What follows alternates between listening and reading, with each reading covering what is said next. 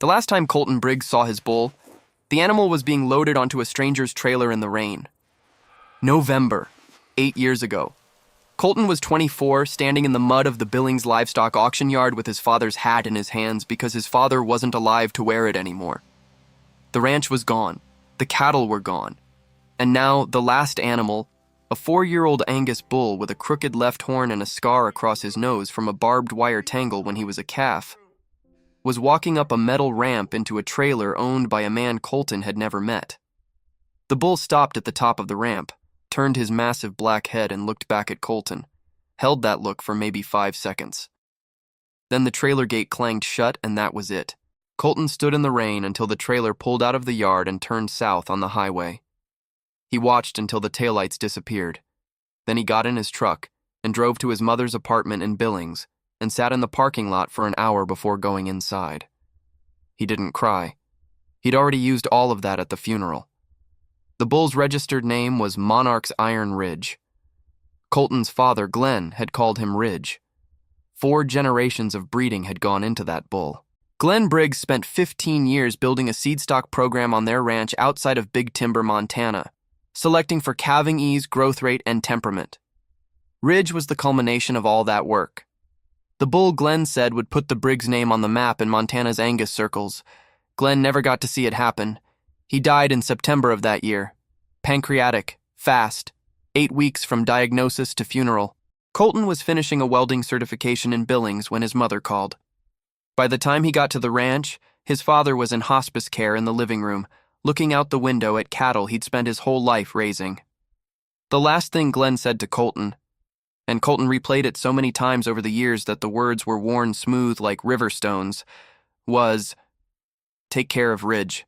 He's the future of this place." But there was no future. Glenn had been behind on the mortgage for 2 years. The bank moved fast after the death. The ranch went to auction in October. The cattle were dispersed through 3 different sales in November. Colton tried to keep Ridge, tried to find boarding, tried to negotiate with the bank, tried everything a 24-year-old with no money and no leverage could try. He failed.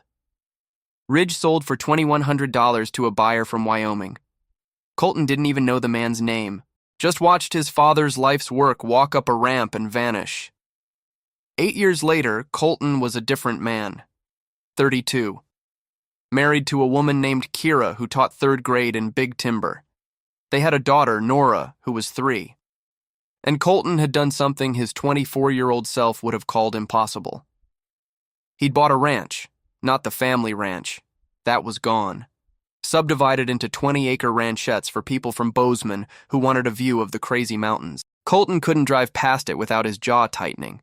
But he'd saved for 7 years, working pipeline welding jobs in North Dakota and eastern Montana, living in man camps and sending money home, and finally put together enough for a down payment on a 300-acre place south of Big Timber on the Boulder River. Smaller than his father's operation, rougher ground, but it was his.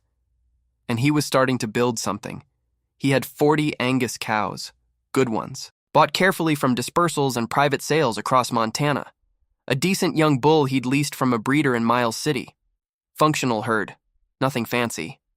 But every time he walked through his cattle in the morning, he felt his father somewhere in the rhythm of it.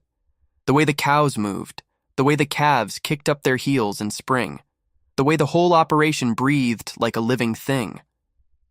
What Colton didn't have, what he thought about more than he admitted to Kira, was a herd bull of his own, a foundation animal, something to build a program on the way Glenn had built his. He thought about Ridge sometimes, wondered where the bull ended up, whether he was still alive. Angus bulls could live 15, 16 years if they were well managed. Ridge would be 12 now. Old for a working bull, but not impossible. He never searched for him. It felt pointless. One black Angus bull sold at auction 8 years ago to an unnamed buyer from Wyoming. No trail. No records accessible to a buyer who wasn't the buyer. Ridge could be anywhere. Could be gone. Then one Saturday morning in March, Kira handed Colton her phone at the breakfast table. There was a Facebook post from the Montana Stock Growers Association page that someone had shared.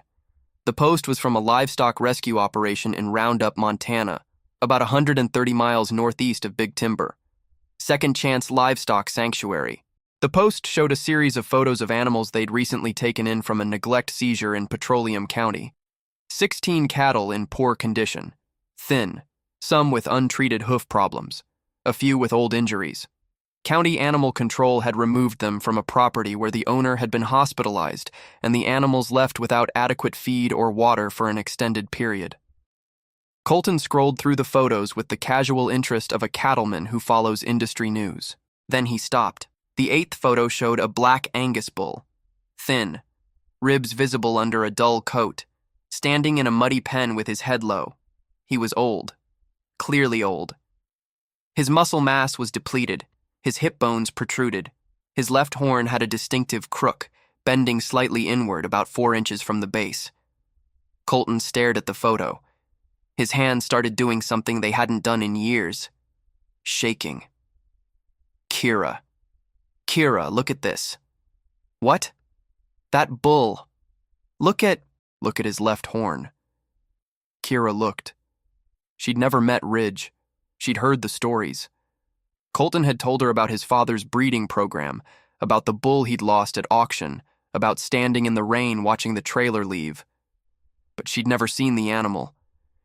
You think that's him? I don't think. I know. That horn. And look. He zoomed in on the photo. The scar across his nose. That's from a wire tangle when he was 7 months old. I was there when it happened. Dad and I spent 40 minutes cutting him free. That's Ridge. Colton called Second Chance Livestock Sanctuary within the hour. The woman who answered was Helen Purcell, the founder and director. 61 years old and built like someone who'd been catching horses and hauling hay since before most people were born. Ma'am, my name is Colton Briggs. I'm a rancher in Big Timber. I saw your Facebook post about the Petroleum County seizure. The Black Angus bull in photo 8. I believe that's my father's bull. Helen was cautious. We get calls like this sometimes, Mr. Briggs. People claim animals are theirs for various reasons. Can you provide documentation? My father was Glenn Briggs. He ran a seed stock Angus operation outside Big Timber until he passed away 8 years ago. The bull's registered name is Monarch's Iron Ridge. He was sold at the Billings Livestock Auction in November. Registration number should be on file with the American Angus Association. I can tell you his sire, his dam, his birth date, and the exact location of every scar on his body. Helen was quiet for a moment. The bull you're describing, he came to us with no identification, no ear tag, no brand we could trace. The property he was seized from had no records of any kind. We've been calling him 47 because that was his intake number. Colton's throat closed up. 47. His father's legacy reduced to an intake number. He continued. Crooked left horn bends inward about 4 inches from the base. Scar across the bridge of his nose runs diagonally from left to right. He's got a notch in his right ear from a tag that tore out when he was 2. And he does this thing. When you pour grain, he doesn't rush the trough like most bulls. He waits. Stands back until everything else is eaten. Then he eats. My dad trained him to do that as a calf because he didn't want a bull that pushed other animals off feed. Helen's voice changed. He does that. He stands back every time. We thought he was just too weak to compete. That's not weakness. That's training. My father spent 2 years teaching him manners at the feed bunk. Mr. Briggs, I believe you. But this bull is in rough shape. He's underweight. His hooves need trimming badly. He's got some skin issues from standing in mud for extended periods. Our vet estimates he's between 11 and 13 years old based on dentition. He's not the animal you remember. I don't care what he looks like. He's my father's bull. There was a process. Helen explained that seized animals were technically in the custody of the county until legal proceedings against the former owner were resolved. Colton couldn't just drive up and take him. He'd need to file a claim of ownership, provide documentation, and wait for the court to release the animal. How long? Could be weeks. Could be a couple months. The legal system in Petroleum County moves slow. Colton spent that afternoon in his office, which was really just a corner of the kitchen table, pulling together every document he could find. His father's Angus Association records, The original registration certificate for Monarch's Iron Ridge, which his mother had kept in a box of Glenn's papers.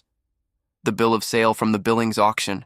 Photos from when Ridge was a calf, a yearling, a 2-year-old, standing next to Glenn in the working pens, walking through the herd, posed for a confirmation photo that Glenn had planned to use in a sale catalog that never got printed.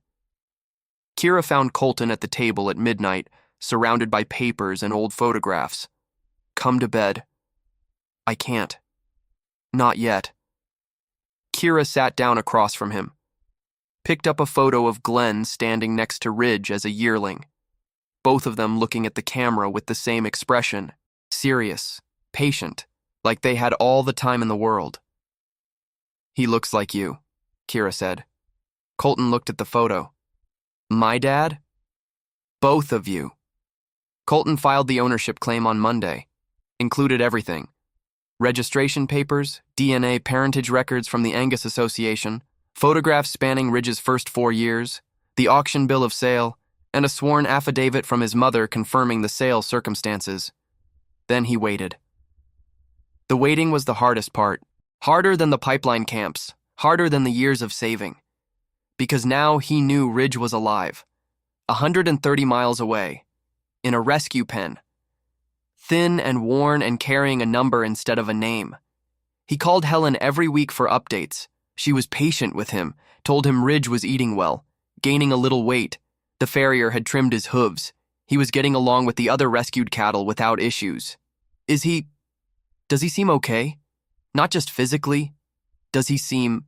Helen understood what he was asking. He's quiet, doesn't cause trouble, doesn't interact much with the other animals or with people. He stands in the back corner of the pen most of the time and watches. Our staff say he's cooperative, but distant. Like he's given up expecting anything. "That's not who he is," Colton said. His voice cracked and he didn't try to fix it. "He used to follow my dad around the ranch like a dog. He'd come when Glenn whistled. He'd let my dad scratch behind his ears. He was a partner, not just a bull." Helen's voice was gentle. 8 years is a long time, Mr. Briggs. We don't know what happened to him between the auction and the seizure. He may have passed through multiple owners. He may have been neglected more than once. The animal you knew as a calf. He's been through things. I know. I just need him to know that somebody's coming for him." 6 weeks after filing the claim, the Petroleum County Court approved the release. Helen called Colton on a Tuesday afternoon. "Mr. Briggs, your bull is cleared for pickup, whenever you're ready." Colton was in his truck before the call ended. Kira insisted on coming. She packed Nora into the car seat, and they drove 130 miles northeast through the kind of Montana landscape that makes you feel like the earth is breathing. Brown hills rolling into blue sky, the Musselshell River Valley opening up as they passed through Roundup, snow still clinging to the north-facing slopes, even in April. Second Chance Livestock Sanctuary was 10 miles outside of town. A modest operation. Fenced pens, a couple of barns, hay storage, and a small house where Helen lived with 2 dogs and more purpose than most people find in a lifetime. She'd started the sanctuary 12 years ago after retiring from the county extension service, using her pension and savings to buy the property. Every animal there had a story. Most of those stories had rough chapters. Helen met them in the driveway, shook Colton's hand, hugged Kira, knelt down to say hello to Nora, who was more interested in the barn cats than the adults. "Before we go back there," Helen said, standing up and brushing off her knees, "I want to prepare you. The animals from the Petroleum County seizure. They'd been without adequate feed for at least 3 months, possibly longer. The property was isolated. Nobody checked on them. By the time the county went in, several animals were in critical condition. We lost 2 in the first week after intake. The rest are recovering, but it's slow. Your bull, he's better than he was, but he's not what you remember." Colton nodded. "I understand." "He's in pen 4, Helen said. "Follow me." They walked past pens of rescued horses, a group of goats, some chickens, and then around the back of the main barn to a larger enclosure where 6 black cattle stood in various stages of recovery. Colton gripped the fence rail. Ridge was in the back corner, standing alone, head low. His black coat was growing back but still patchy in places. His ribs weren't as visible as in the Facebook photo. 6 weeks of proper feeding had put some weight back on, but he was thin, old. The muscles that had once made him an impressive breeding prospect were gone. His back swayed. His hip bones were still too sharp under the hide. His left horn still crooked inward. The scar still ran across his nose. And his eyes. Colton recognized those eyes even from 50 feet away. Dark, deep, carrying something that went beyond animal instinct. Those were Glenn's bull's eyes. The same eyes that had looked back at Colton from the top of a stranger's trailer ramp 8 years ago. "That's him," Colton whispered. Kira put her hand on his back. She didn't say anything. Didn't need to. Helen opened the gate. "You can go in. He's gentle. Hasn't shown any aggression to anyone since he arrived." Colton walked into the pen slowly. The other rescued cattle moved away from him, wary of humans. Ridge didn't move. He stood in his corner, head low, watching Colton approach with the flat expression of an animal that had stopped expecting anything good from people. Colton stopped about 10 feet away, his boots in the mud, his father's hat on his head, his hands at his sides shaking again. He didn't know what to do. He'd thought about this moment for 6 weeks, and now that it was here, every scenario he'd imagined felt wrong. You can't explain 8 years of absence to a bull. You can't apologize. You can't say I tried to keep you, but I was 24 and broke, and my dad was gone, and I failed. So Colton did the only thing he could think of. He whistled. 2 notes, low then high. The same whistle Glenn had used every morning when he'd walk to the pasture gate with a bucket of grain. The whistle that meant come here. "I've got something for you. You're safe." Ridge lifted his head. Not fast, not dramatic, just lifted it. His ears came forward. His nostrils flared slightly, catching scent. Colton whistled again. Same 2 notes. Ridge took a step forward, then another. Then he stopped. Something was happening behind those dark eyes. Something that looked like calculation, or memory, or the slow grinding effort of a mind trying to connect a sound it hadn't heard in 8 years with a feeling it had given up trying to remember. Colton held still. Let the bull come to him. The way Glenn always said, you don't go to the bull, you let the bull come to you. That's how trust works. Ridge walked the rest of the distance in about 30 seconds. Slow, deliberate. When he was 3 feet from Colton, he stopped and extended his nose. Colton held out his hand, palm open, the way his father had taught him. Ridge sniffed his hand, his fingers, his wrist. Then he pushed his nose into Colton's palm and held it there. And Colton broke. Not loud, not dramatic. Just a man standing in a muddy pen with his father's bull pressing a scarred nose into his hand, crying the way you cry when something you'd given up on comes back, and you realize you never actually let go of it. You just stopped looking. Kira was crying at the fence. Helen was crying at the gate. Nora was trying to pet a barn cat and missing the whole thing. Ridge stood there with his nose in Colton's hand for a long time. Then he did something that made Helen gasp. He stepped forward and pressed his forehead against Colton's chest, the way a dog leans into its owner. The way Glenn had described Ridge doing to him every morning after feeding. Colton put his arms around the bull's head, felt the rough coat, the bony ridges of a skull that had once been covered in muscle, the warmth of an animal that had been through things nobody would ever fully know. "I'm sorry," Colton said into Ridge's neck. "I'm sorry it took so long." They stood like that for 3 minutes. Nobody timed it. It just was what it was. Loading Ridge onto Colton's trailer was the easiest livestock loading Helen had ever witnessed. Colton walked to the trailer, whistled once. Ridge followed him up the ramp without hesitation. No pushing, no prodding, no stress. "He knows," Helen said. "I don't know how and I don't need to understand it. But that bull knows who you are and he knows he's going home." The drive back to Big Timber took 2.5 hours. Colton checked the trailer mirrors every few minutes.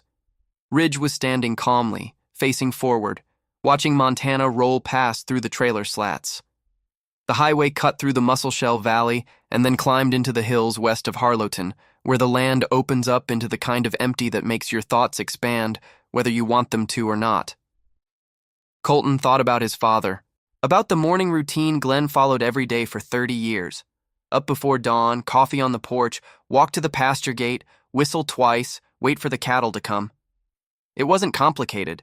It was just consistent. Glenn believed that consistency was the only thing you could actually give an animal. Not intelligence, not training. Consistency. Show up the same way every day, and eventually trust fills in the gaps. Colton had tried to do that with his own operation. Show up. Be consistent. But there was always a piece missing. A connection to something older than himself. Something that tied his work to the work that came before. Ridge was that connection. Rolling down the highway in a stock trailer, 12 years old and 40 pounds underweight, with a crooked horn and scars from a life nobody had tracked. And still the most important animal Colton had ever known. Kira reached over and held Colton's hand on the center console. She didn't need to say anything. Nora fell asleep in the car seat somewhere around Harlowton. They arrived at the ranch at dusk. Colton backed the trailer up to the pasture gate, opened it, and stepped aside. Ridge walked down the ramp slowly. His old joints made the descent careful. He stepped onto the grass of the Boulder River pasture and stopped, lifted his head, smelled the air, the mountains, the river, the particular scent of Montana grass that's different from every other grass in the world if you've spent your whole life breathing it. Then he walked into the pasture, slowly, stiffly, an old bull on new ground that somehow felt like old ground. Colton's 40 cows watched from a distance. The least bull from Miles City watched from further back. Ridge ignored all of them. He walked to the fence line on the west side of the pasture, the side that faced the crazy mountains, and he stood there. The same mountains he'd been born under 12 years ago, on a ranch that didn't exist anymore, owned by a man who was gone. But the mountains were still there, and now, so was he. Colton watched from the gate with Kira and a sleeping Nora in his arms. "Welcome home, Ridge." The bull didn't turn around, didn't need to.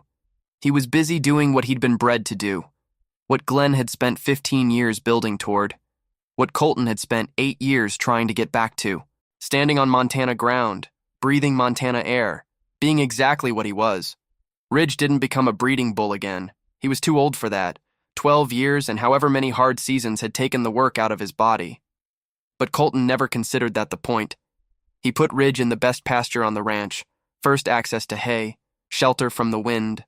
The 40 cows accepted him within a week, not as a breeding bull but as a presence, a senior member. He walked the fence lines the way he'd done as a young bull on Glenn's ranch, slow and methodical, checking things, watching. Dr. Sarah Nolan, the large animal vet out of Big Timber, came out to evaluate Ridge's condition. She spent an hour with him. "He's been through a lot," she told Colton. "Malnutrition, hoof neglect, some joint damage that's probably from standing in poor conditions for extended periods. But his heart's strong, his lungs are clear. With proper nutrition and care, he's got years left in him." Colton nodded. "That's all I need to hear." Kira asked him once, about a month after Ridge came home, why it mattered so much. Not unkindly, just genuinely wanting to understand. "It's not just the bull," Colton said. They were sitting on the porch watching Nora chase grasshoppers while Ridge grazed in the near pasture. "It's what he represents. My dad spent his whole life building something, and when he died, it all went away. The ranch, the cattle, the genetics, everything he worked for. Just scattered. Sold to strangers. Gone. Ridge is the only piece of that life that still exists. He's the last thing my father built that I can still touch." Kira leaned against him. "Then he's not just a bull. No. He's proof that my dad was here, that he mattered, that what he built wasn't nothing. Ridge is 13 now. He moves slower every month. Some mornings, Colton finds him lying in the pasture and waits a few extra seconds before the old bull gets his legs under him and stands. Those seconds feel longer than they should. But every evening, Ridge walks to the west fence, faces the crazy mountains, stands there while the light goes gold and then goes dark. Colton's daughter Nora is 4 now. She calls Ridge Papa's big friend and brings him apple slices from the kitchen that Ridge takes from her tiny hand with a gentleness that makes Colton's chest hurt every time. She'll never meet Glenn, but she knows his bull. And somehow, that feels like enough. Last week, Colton found something in his mother's storage unit while helping her move to a smaller apartment. A box he'd never opened. Glenn's papers. Inside was a notebook. A breeding journal Glenn had kept for 15 years. Every mating, every calf crop, every selection decision that led to the animal standing in Colton's pasture right now. On the last page, dated 2 weeks before the diagnosis, Glenn had written a single line. Ridge is ready, the best one I ever made. Everything after this builds on him. Colton closed the notebook, drove to the ranch, walked out to the west fence where Ridge was standing in his usual spot. He leaned against the fence next to the old bull and opened the notebook to that last page, held it up so the words faced the crazy mountains, even though there was nobody out there to read them. He did it, Dad. He made it back. Ridge turned his head slightly, looked at Colton with those dark eyes, then went back to watching the mountains. The wind came down off the crazies the way it always does in the evening, cold and clean and carrying the smell of snow from the peaks even in summer. And 2 Briggs, one with boots on the ground and one with hooves in the grass, stood at the fence together. The way it was always supposed to be,